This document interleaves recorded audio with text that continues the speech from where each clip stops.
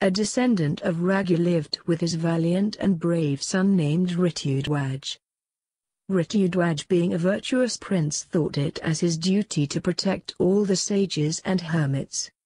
Under his protection, the sages performed their religious duties without any problem.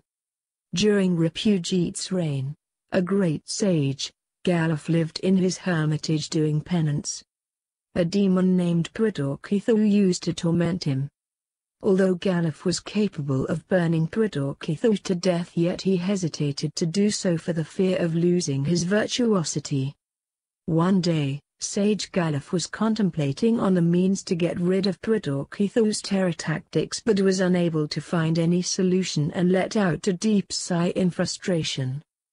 He was amazed to see a horse falling from the sky. As he was looking towards the sky, he heard a heavenly voice, "This horse can travel thousands of yojans in a single day. Give this horse to Ritudwaj, who will solve your problems." As per the instructions of that heavenly voice, Galuf presented that horse to Ritudwaj and engaged himself in penance. This horse was sent by a Gandharva king named Vishwavasu with a special purpose. Vishwavasu had a beautiful daughter named Madalasa. Infatuated by her beauty, the demon, Pudokithu, had abducted her to Pataloka. He wanted to marry her, but Madalasa rejected his advances. Vishwavasu knew that only Ritudwaj was capable of killing Pudokithu, so he presented that horse to Sage Galuf with the instruction that it should be given to Ritudwaj. Ritudwaj went to Pataloka on that horse and fought a fierce battle in which Pudokithu was seriously injured. Ritudwaj released Madalasa from Pudokithu's captivity and married her. Lord Shiva does penance. Lord Shiva was so deeply attached to Uma that for 1,000 years, he was possessed by only her thoughts. He forgot about his duties, and as a result, there was anarchy all over the world. His obsession with Uma had also decreased his radiance. He decided to do penance with the objective of regaining his radiance. When Uma came to know about his decision, she was unhappy, but Lord Shiva consoled her by relating the significance of his decision. Before leaving, he entrusted the responsibility of her security to Nandi. He started wandering in search of a suitable place for doing penance. Sometimes, he did penance under the tree, sometimes on the mountain peaks, and sometimes on the banks of a river. Initially, he used to eat only canned and mila, but later on he stopped eating even that and lived only on air. This way, 900 years passed, during which he traveled to all the three lokas. Ultimately, he even stopped breathing. He inserted a small wooden block in his mouth to stop the air from entering his body. This act of Shiva resulted in the tremendous generation of energy inside his body, as a result of which that wooden block blasted off through his skull and fell on the Himalaya mountain, with such force that the wooden block leveled numerous peaks of Himalaya mountain to the ground. The famous place of pilgrimage, Kedarnath, is situated at this very place.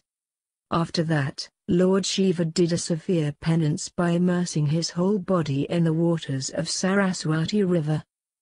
He remained immersed in the water for 1 complete year and did not come out. All the 7 worlds, including the oceans and the mountains, started shaking violently. The stars and the nakshatras started falling down on the earth. Curious to know why this happened, the worried deities went to Lord Brahma. Even Lord Brahma could not satisfy their curiosity, as he had no answer. All of them then went to Lord Vishnu, but he too was not aware of the reason. All the deities, including Lord Vishnu, then went to Mandapavat to see Lord Shiva. But they were surprised to find out that neither Lord Shiva nor Uma were present there. Lord Vishnu was aware of Lord Shiva's penance in the Saraswati river. Due to the sin of causing Mridani's fetus to abort, the deities could not know the fact behind this strange event. The deities then performed the most austere Tiptakrajya Vrata to atone for their sin. Lord Vishnu then gave them a glimpse of Shivlinga, which manifested in his heart. All the deities again worshipped that Shivlinga and made offerings. Lord Vishnu then took them to Kurukshetra, where Lord Shiva was doing his penance in the waters of Saraswati. The deities eulogized Lord Shiva by saying, Stanave Nama, and Indra requested him to stop doing his penance as the whole world was in turbulence. Lord Shiva accepted their request with a smile and discontinued with his penance. Even after Lord Shiva had stopped doing his penance, the earth continued to shake violently. Surprised, he started wondering here and there to know the truth behind this turbulence. He found sage Shukracharya doing penance on the bank of river Gavati with the objective of learning the most secret Mrityunjayini Vidya. Lord Shiva blessed him and his desire was fulfilled, but the earth still continued to shake violently. Lord Shiva then proceeded towards Saptasaraswat, where he found sage Mankanak was dancing in joy and his steps were causing the earth to shake. Sage Mankanak had acquired tremendous virtues due to his severe penance, and as a result, instead of blood, vegetative juice secreted from his wound. He had become arrogant and thought that it happened only because of his penance. Lord Shiva then subdued his arrogance by causing wound on his finger from which ashes poured out. Sage Mankanak was ashamed of himself and stopped dancing, and the earth became calm once again. Lord Vishnu kills Muro. Muro was the Aurasputra of sage Kashyapa and Danu. When he saw the demons being vanquished by the deities, he went to do penance with the objective of getting boons from Lord Brahma. When Lord Brahma appeared before him, he said, "O Lord, bless me with a boon, which enables me to kill anybody merely by the touch of my hand." Lord Brahma blessed him and said, "So be it." Getting this boon made Muro very arrogant. He challenged the deities, Yakshas and Kinars to fight him, but nobody accepted his challenge as they were scared of his power. He then entered Imravati, Indra's capital, and challenged Indra for a duel. Indra became terrified and abandoned his abode, heaven. Now, Muro became the Lord of Heaven, and very soon, he invited the other demons to join him in heaven. Once, Muro challenged a king named Raghu who was proficient in rituals for a duel. At that time, Raghu was busy performing his yajna. He admonished Muro by saying, "What is the great deal in fighting with the mortals? If you are really that brave, then you should defeat Yamaraj." The arrogant Muro then went to Yamaloka and challenged Yama. Yama was aware of Lord Brahma's boon given to Muro. So, he went to take Lord Vishnu's help. Lord Vishnu advised him to send Muro to Vishnuluka by any means. Yama returned to his abode where he found Muro waiting for him. He said, "I am ready to accept your authority on the condition that you protect me from the wrath of my former master."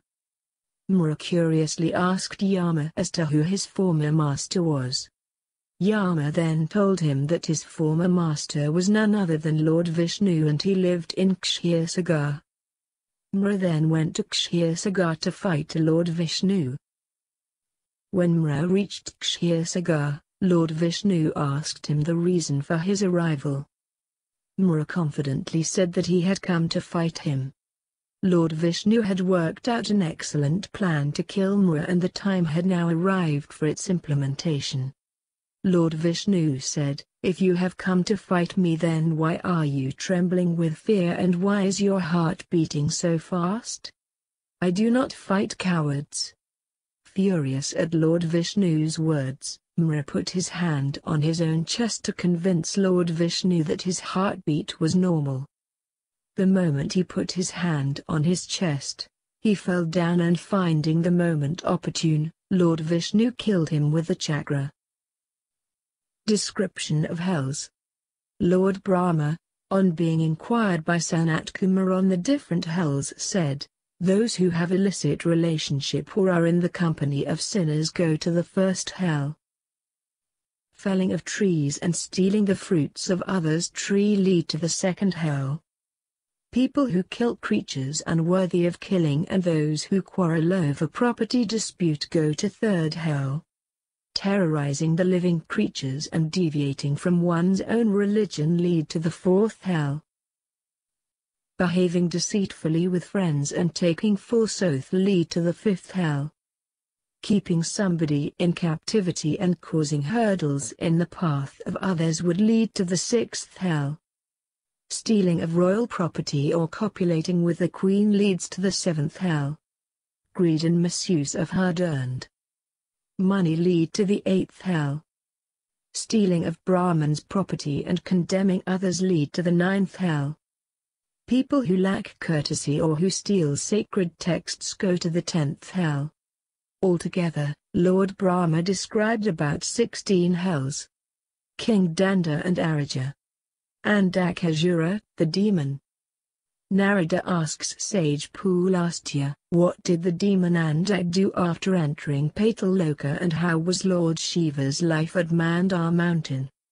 Pulastya says, Andak was infatuated by Girija's divine beauty and his lust only became stronger as the days passed by.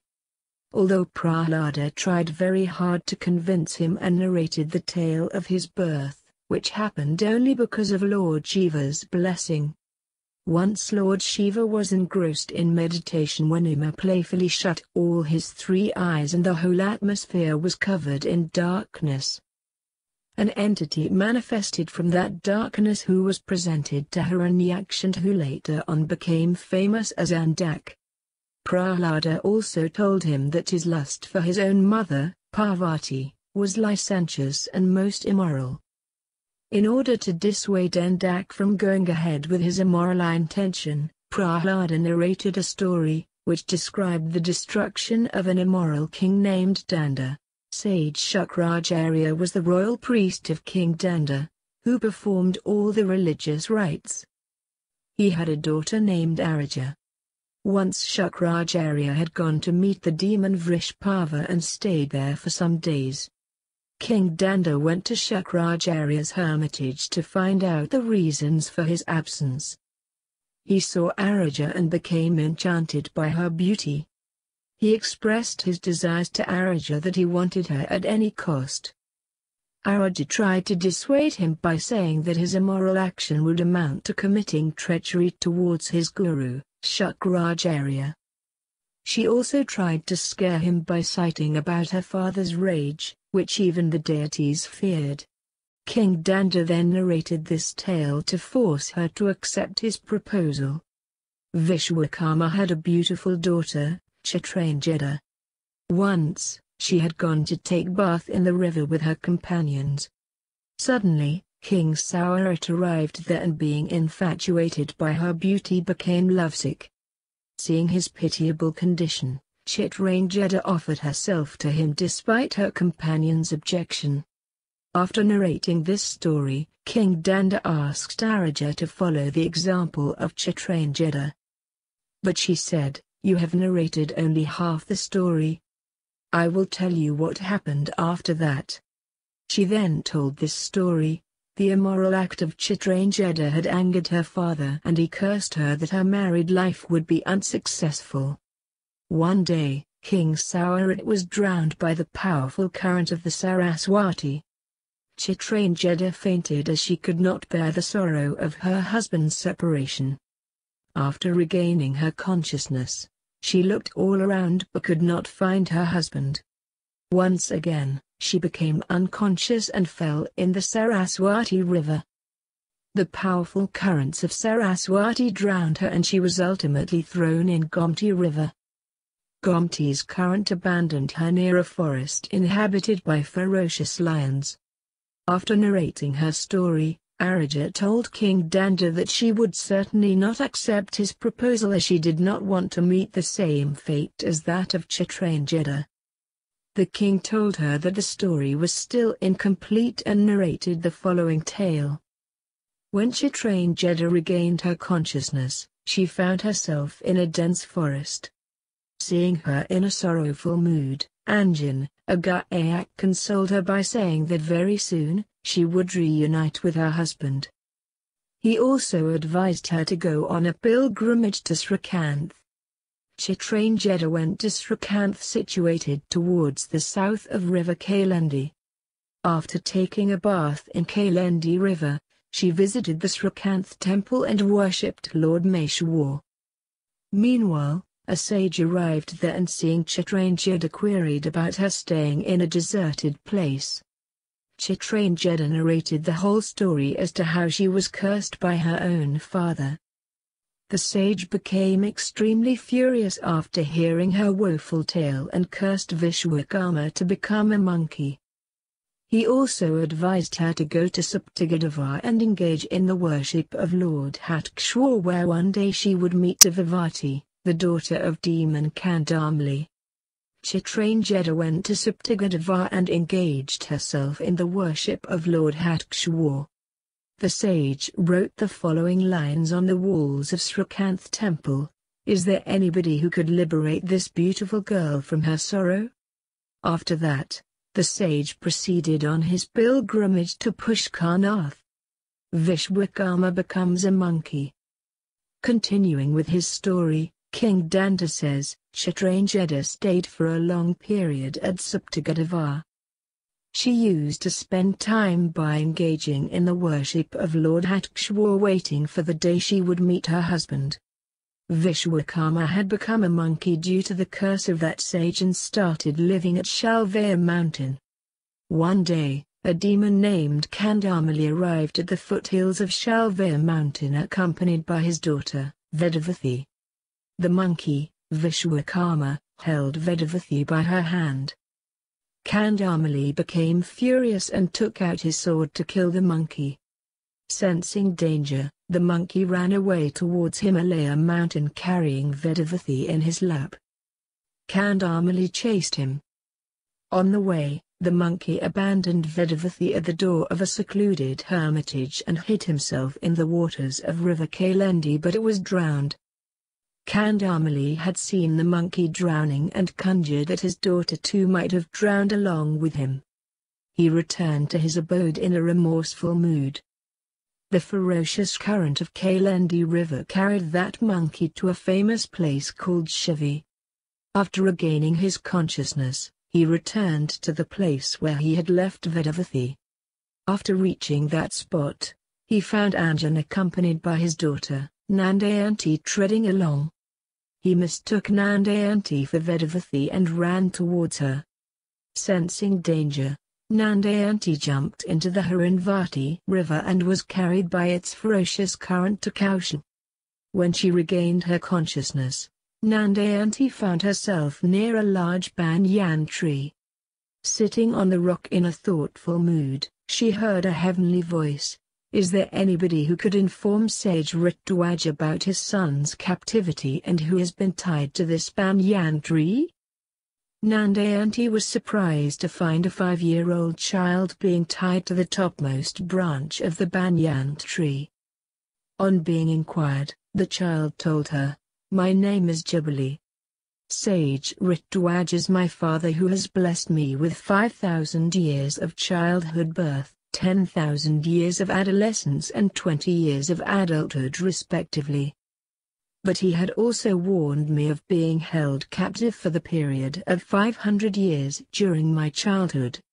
One day, I had gone to take bath in the Harinvati river when suddenly, I came across a huge monkey who enslaved me. I am living here in captivity since then." After narrating his story, Jubilee inquired about Nandayanti's identity. Nandayanti told everything, which had happened to her. Jubilee advised her to go to Srikanth temple situated on the bank of river Yamuna and said, "There, you would meet my father Ritwaj, who comes to the temple daily in the afternoon to worship Lord Shiva. You can seek his help." Nandayanti went to Ritwaj's hermitage as per the instruction of Jubali. One day while she was worshipping in the Srikanth temple, she saw those lines inscribed by the sage, who had once cursed her father, Vishwakarma. She added one more line to that inscription. Sage Mughal had prophesied that I would become a queen. Instead of becoming a queen, I am going through my most turbulent period. Is there anyone who could help me out? After that, she went to the bank of river Yamuna where she found a beautiful hermitage. She entered inside the hermitage and found Vedavathi sitting there. Very soon, both of them became fast friends. In the meantime, sage Ritwaj had gone to offer prayers in the Srikanth temple and saw those lines inscribed on its walls. He went into deep contemplation and understood what those lines meant. After worshipping, he left for Ayodhya where he met King Ikshvaku. He requested Ikshvaku to instruct his son, Shakuni, to release Jubali from the monkey's captivity. Ikshvaku instructed his son to fulfill sage Ritwaj's desire. All three of them, including Ikshvaku, went to the site of Jubali's captivity. Shakuni, being a master archer, cut all the creepers that had grown around Jubali. Sage Ritwaj climbed up the tree and found that Jubali was tied to the branch. He tried to open the knot but was unsuccessful and called Shakuni for help. Shakuni tried hard to open the knot but even he was unsuccessful. He then cut that branch into 3 pieces by unleashing a volley of arrows. Thus Jubali became free, albeit partially, as he was burdened with the 3 pieces of that branch. Search for Chitrangeda and Vedavathi.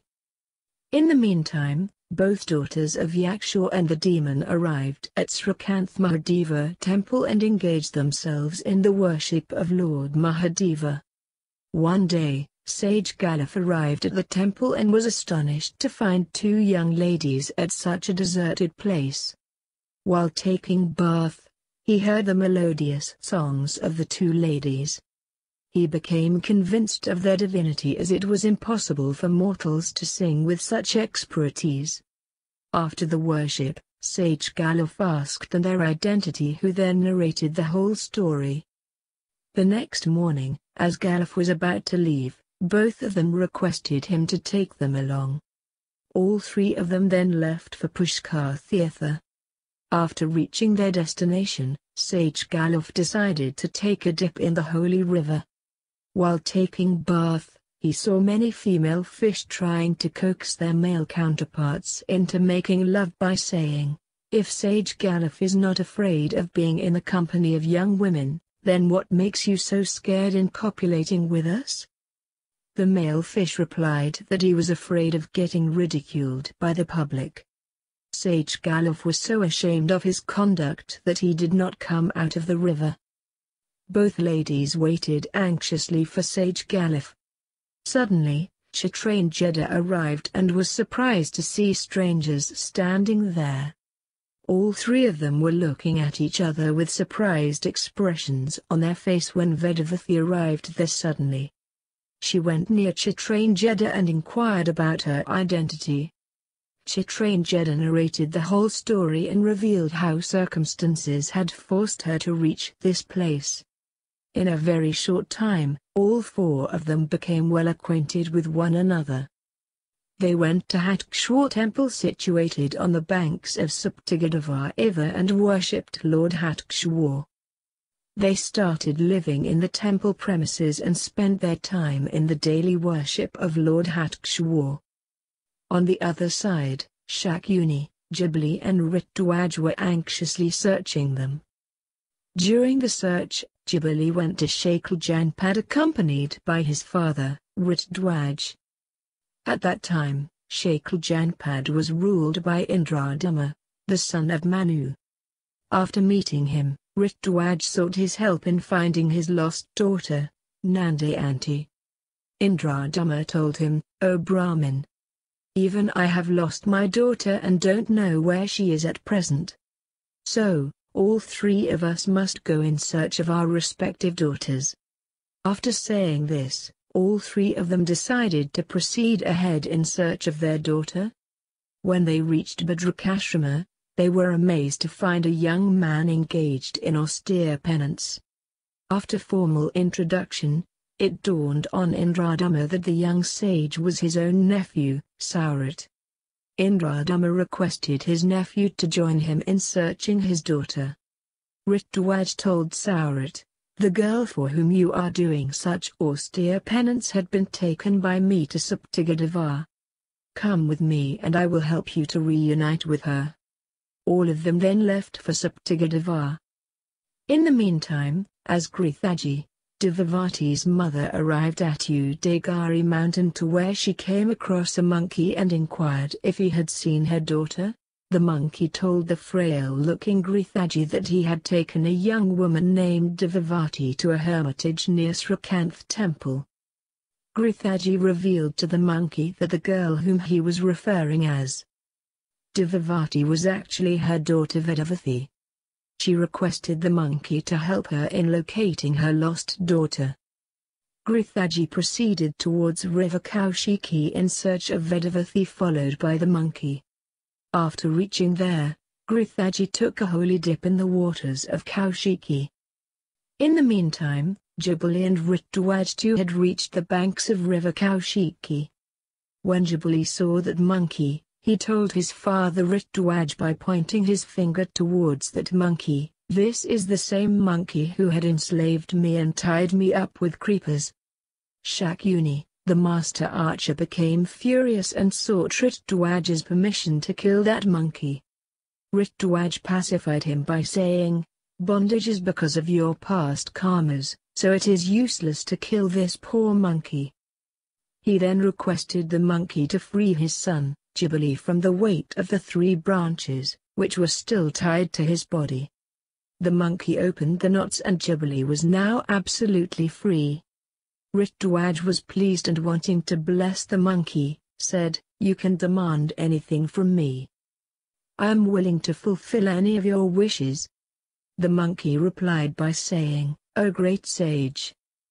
Didn't you recognize this unfortunate monkey? I am Chitranagada's father, whom you had cursed to become a monkey. Bless me that I become liberated from all my sins." Ritwaj blessed the monkey and said, "You would be liberated from all your sins the day you procreate a child from Grithaji. You would also regain your human body on that day." The monkey became pleased after receiving the blessings. In course of time, Grithaji became aware of the monkey's real identity and developed physical intimacy with it. At first, both of them stayed at Kolahal mountain, but later on, they shifted to Vindhya mountain. Meanwhile, the group of 5 people, Ritwaj, Jabali, Shakyuni, Indradhamma and Saurat, reached Saptagadeva. All of them got down from the chariot and took bath in the holy river. The thirsty horses quenched their thirst and satisfied their hunger by grazing on the green grass.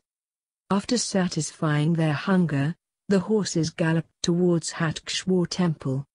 When Chitrangeda and her companions heard the galloping sound, they climbed on top of the temple and looked all around.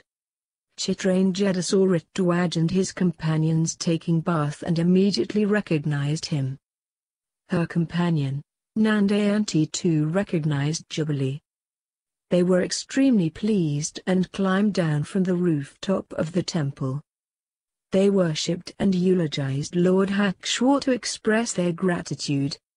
After some time, Ritwaj and his friends arrived at the temple to worship Lord Hatkshwar. He recognized Chitrangeda and was pleased to meet her. In the meantime, Grithaji and the monkey also arrived there.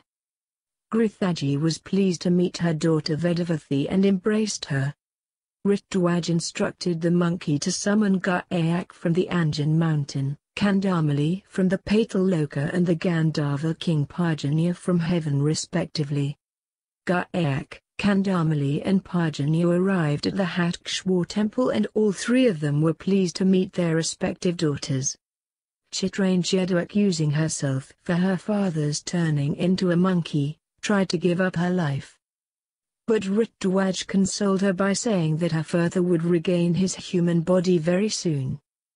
Grithaji too approved his statement and said, "After 10 months, I would give birth to a son, and on that same day, your father would be liberated from Sage Galuf's curse and regain his human body."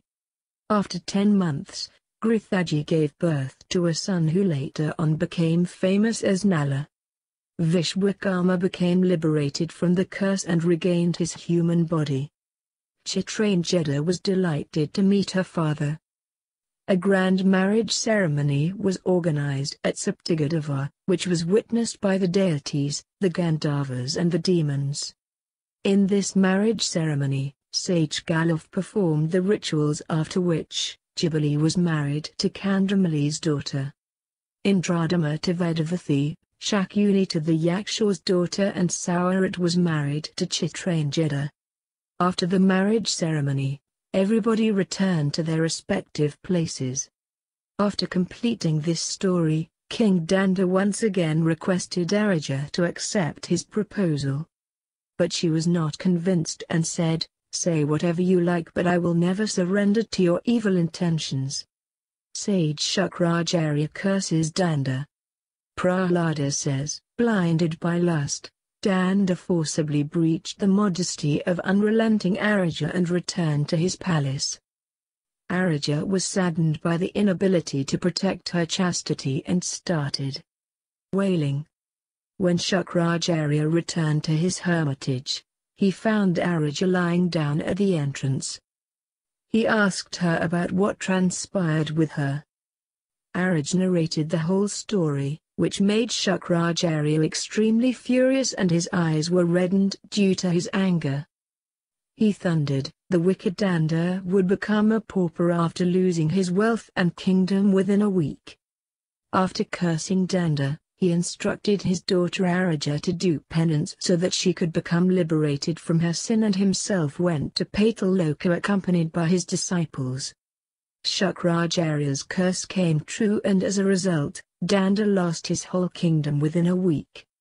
After narrating this story, Prahlada told Andak, on account of the immoral deeds of King Danda, the deities abandoned Dandakanya and it was now inhabited by the demons. Now it must be clear to you that a person who breaches a chaste woman's modesty against her will is doomed to destruction. Andak, you must not go ahead with your evil intention of marrying Parvati because she is Lord Shiva's consort whose might is unmatched. Andak replied angrily, I have driven out the deities from heaven. Why should I get scared of Shiva, who is fascinated by his wife's beauty? Prahlada tried his best to convince Andak against going ahead with his evil plan, but it had no effect on him. Andak ordered his lieutenant Shamba to go to Mandar mountain and inform Lord Shiva that Parvati should be given to him, Andak, if he, Lord Shiva, wanted to remain alive. Shamba went to Mandar mountain with narrated Andak's desire to Lord Shiva. Hearing this, Goddess Parvati, who was sitting beside Lord Shiva, told Shamba that she would agree to marry Andak on the condition that he defeats Lord Shiva in a battle. Shamba returned and narrated everything to Andak.